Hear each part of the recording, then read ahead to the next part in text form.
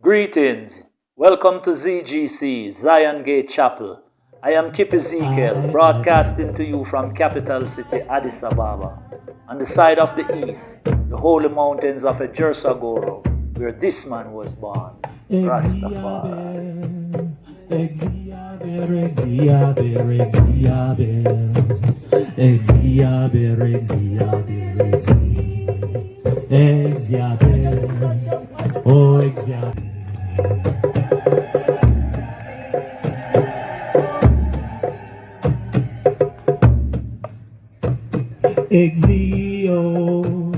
exio, exio, exio, exio, exio, exio, oh exio, in Leminale.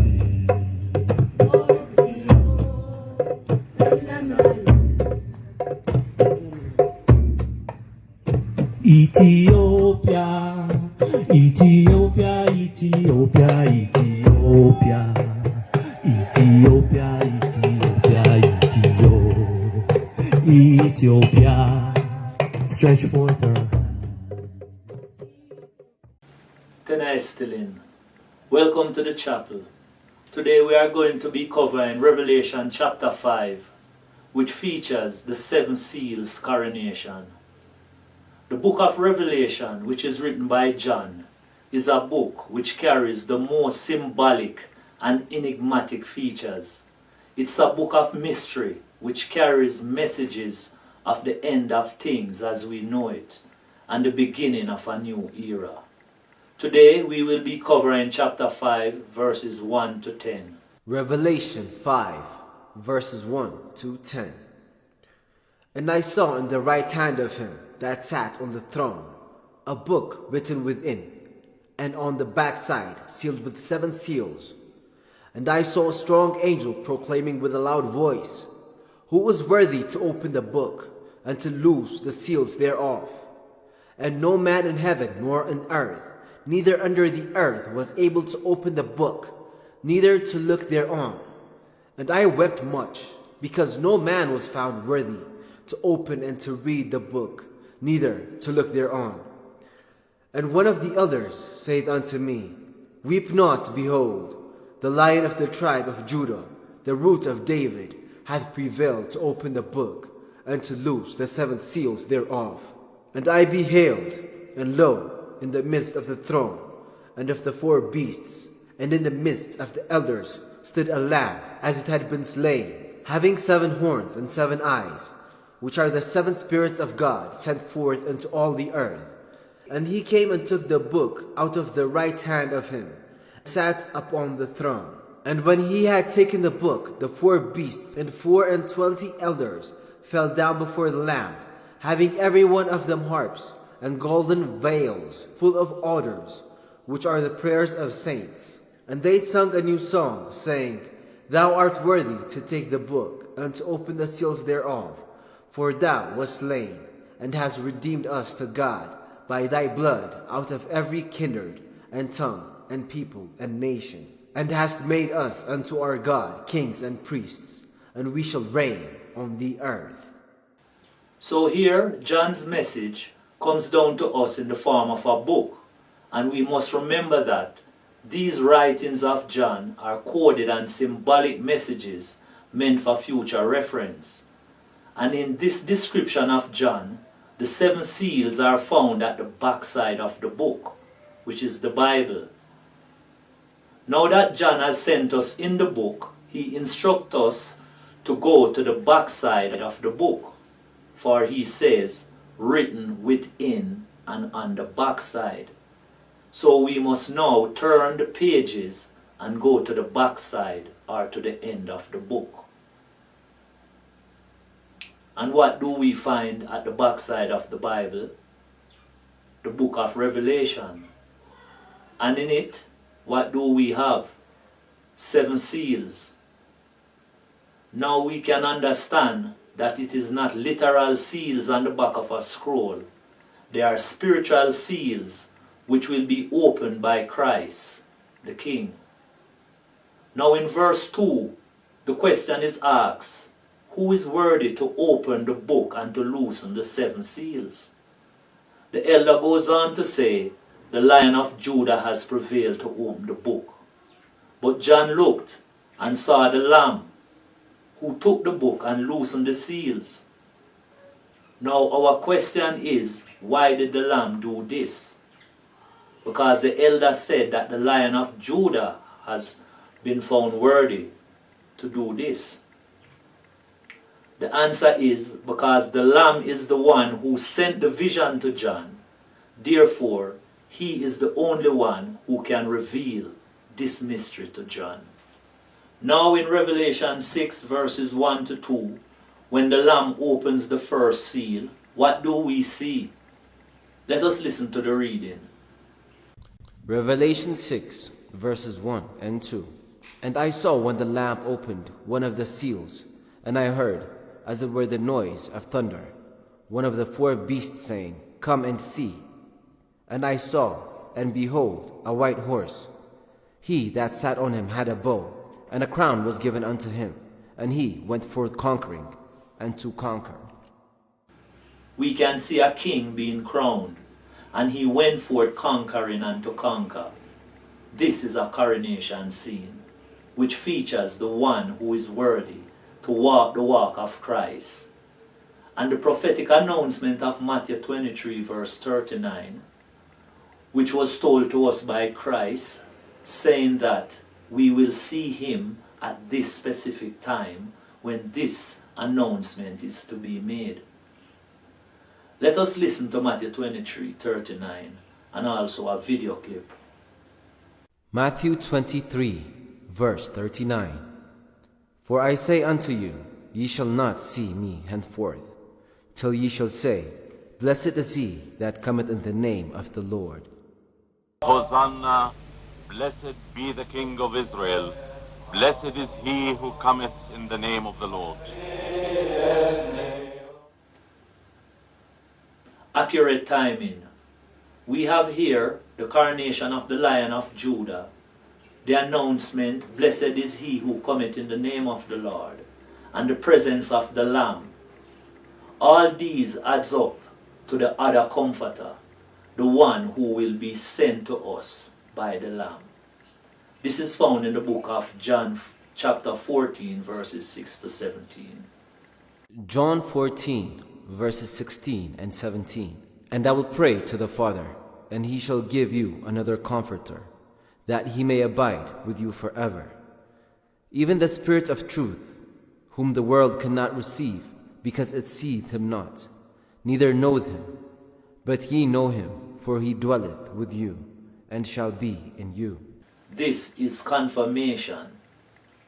Now at this coronation, the Spirit of Jah will be incarnated from the humble Lamb of God into the personality of the conquering Lion of Judah.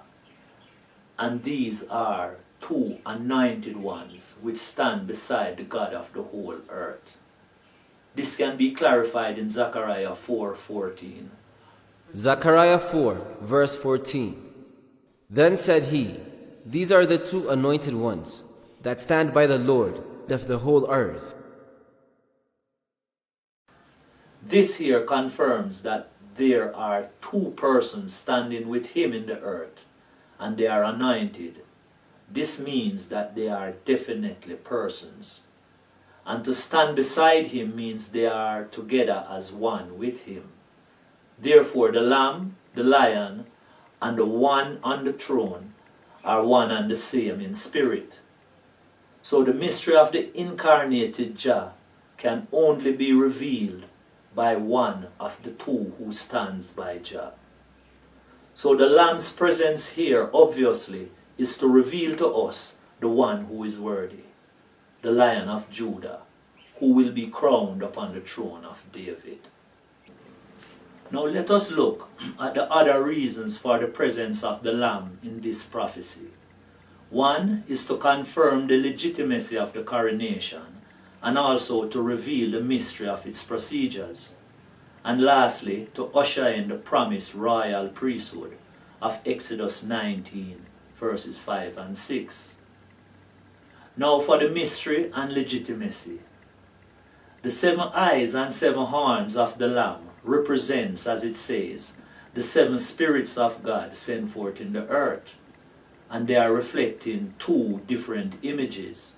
The first one is the eyes, which are representing spiritual, and the other is the horns, which are representing physical. Let us take a reference here from Romans 1:20, which is about spiritual and physical. Romans 1, verse 20. For the invisible things of him from the creation of the world are clearly seen, being understood by the things that are made, even his eternal power and Godhead, so that they are without excuse. So by the manifested things we will gain overstanding on the things of Jah. So here we have the Lamb reflecting visible and invisible. The eyes are representing the spiritual side, which is invisible, and the horns are representing the physical side, the things that can be seen, visible. So these 7 spirits must have their 7 manifested physical or visible side. Therefore, we will need for the physical 7 persons to represent 1 spiritual unit. So for 7 eyes, we will need an equivalent of 49 persons. 7 times 7. And these 49 persons will reveal the hidden spiritual things of this enigmatic message. Now let us listen to what was being made manifested at the coronation of His Imperial Majesty, the Lion of Judah. Let us also check the report of the coverage from National Geography on the coronation. The coronation of His Imperial Majesty Haile Selassie on the 2nd of November 1930, taken from the National Geographic as recited from the website derekbishton.com. For 5 hours then we witnessed the unfolding of the ancient and traditional Hebraic Christian ceremony of the crowning of a ruler of the Empire of Ethiopia. 49 bishops and priests of this ancient Christian country in groups of 7 have held place for 7 days and nights in the 7 corners of this national cathedral to chant without ceasing 9 Psalms of David. They are now joined by hundreds more. The thrilling but solemn silence gently breaks to the throaty voice of His Holiness, the Abuna Kirlos. Ye princes and ministers, ye nobles and chiefs of the army, ye soldiers and people of Ethiopia, and ye doctors and chiefs of the clergy, ye professors and priests, look ye upon our Emperor Haile Selassie I, descended from the dynasty of Menelik I, who was born of Solomon and the Queen of Sheba, a dynasty perpetuated without interruption from that time to King Haile Selassie and to our times. በስመ ሥላሴ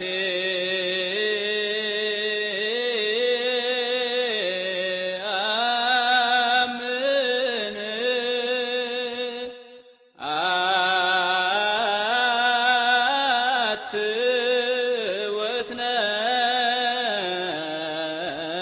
አትወትነሣእ አቄርባ ኮቴተ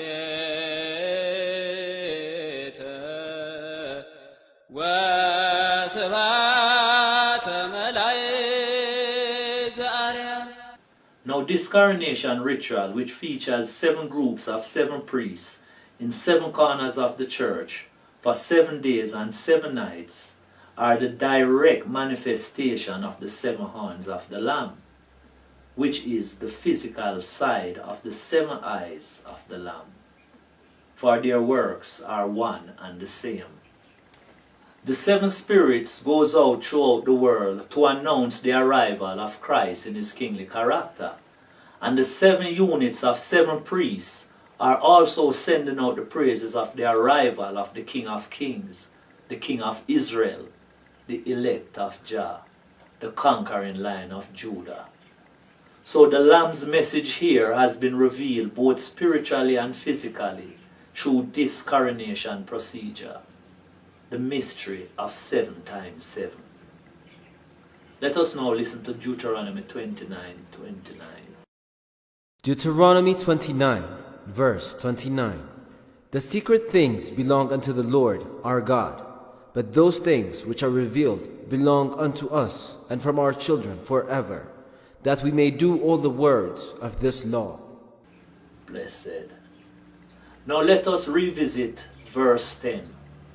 Revelation 5, verse 10.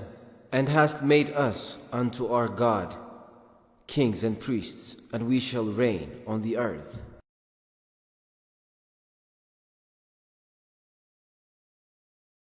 It says, has made us unto our God kings and priests, and we shall reign on the earth. Here we have the making of a priesthood.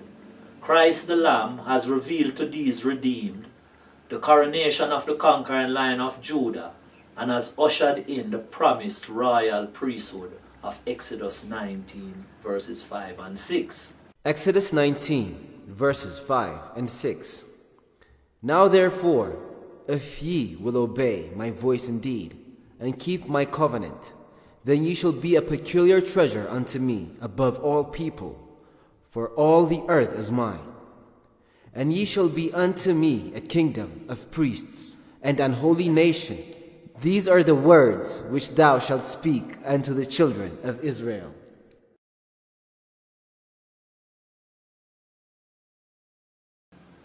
With this new reality of the crowning of the King of Kings, the redeemed has realized their new status and gives honor and glory to the Lamb, for he has now raised their consciousness to the high level of priesthood.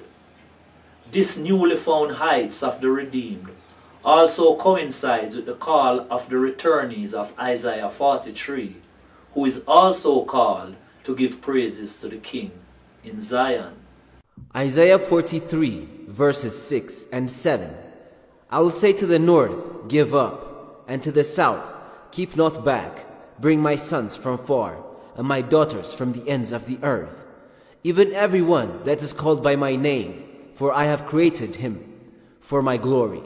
I have formed him, yea, I have made him. This people have I formed for myself, they shall shew forth my praise. Now with this calling and the new identity of priesthood, a new name is necessary.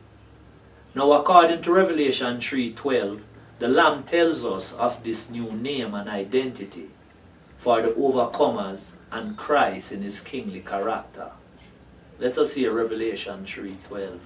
Revelations 3, verse 12. Him that overcometh will I make a pillar in the temple of my God, and he shall go no more out. And I will write upon him the name of my God, and the name of the city of my God, which is New Jerusalem, which cometh down out of heaven from my God, and I will write upon him my new name. This is the new reality, especially for the redeemed, the overcomers, and the one who has returned. And his new name was revealed to us at the coronation, Kadamawi Haile Selassie, meaning first power of the Holy Trinity. We will reference here Revelation 19:13, which says, his name shall be called the Word of God. Haile Selassie. Our eyes have seen the King in his glory, and we have heard his words. And for those of us who follows the things that the mythical Lamb has revealed to us, we now have overstanding of the coronation, the marriage supper of the Lion of Judah. For the testimony of the Lamb is the spirit of prophecy. Give thanks, hope it has been informative, and hope to see you next time in the chapel when we will be covering part 2 of the 7 Seals Coronation, which will be featuring the 7 prescribed psalms of the coronation liturgy. Rastafari, blessed love.